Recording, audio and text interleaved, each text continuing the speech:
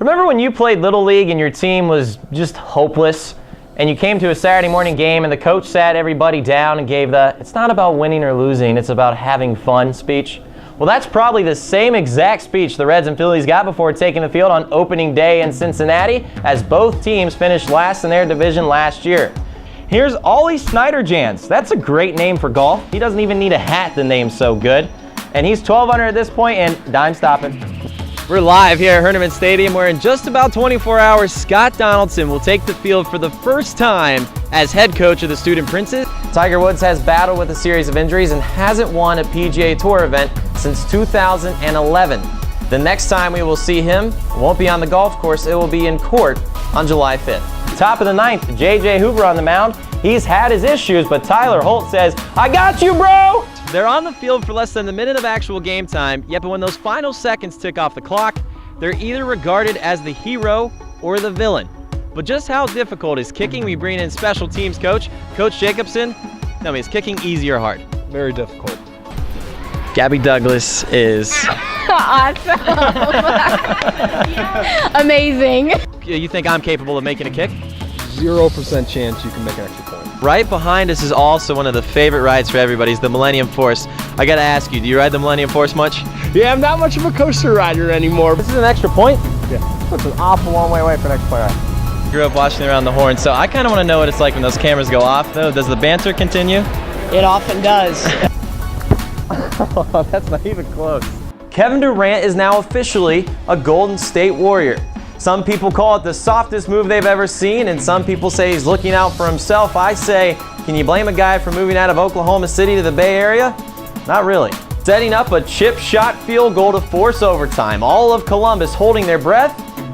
Oh, and exhaling as Tyler Durbin knocks it through the uprights. Ladies and gentlemen, welcome to the 2017 Buckeye Classic. Since my mother taught me to believe in myself, I'm gonna try a back tuck.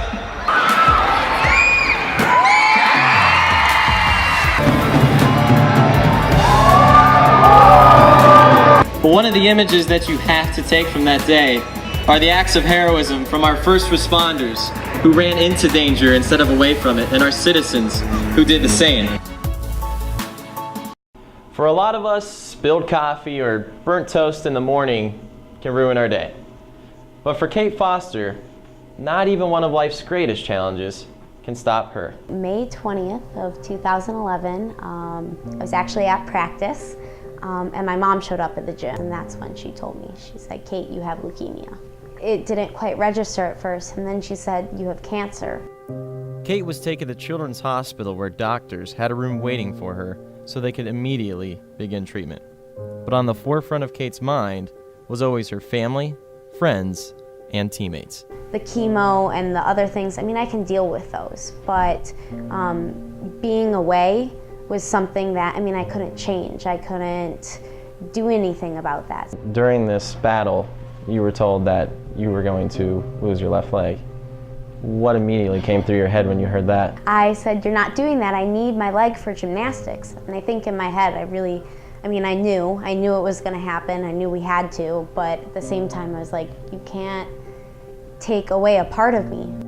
Kate would undergo surgery for the amputation of her left leg, but not even that could stop her determination to return to the sport of gymnastics. Once they amputated my leg, even before that, I mean, I was just counting down the days. Finally got to go back, and I was just in the gym and ready to go.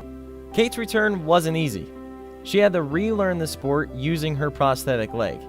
There were stumbles, falls, and frustrations, but through it all, Kate became better than ever before. Probably one of the best things was actually getting new skills. Skills that I hadn't had before I lost my leg, before I got sick, and knowing that not only was I back to where I was before, I was better. At any point did you think, you know what, I'm throwing in the towel? Absolutely not. That's not the way I think. I just can't ever imagine saying, you know what, I give up. It's just not how I do things. When Kate takes the floor at one of the region's best events, she will be competing at level 7. But she already has one of the greatest victories under her belt. I am cancer-free. 4 years in remission. You're incredible, you know that? Thank you. Even as Kate is ending her high school career, she told me that she has no plans to stop competing in gymnastics. For WHEI TV 10, I'm Scott Carpenter.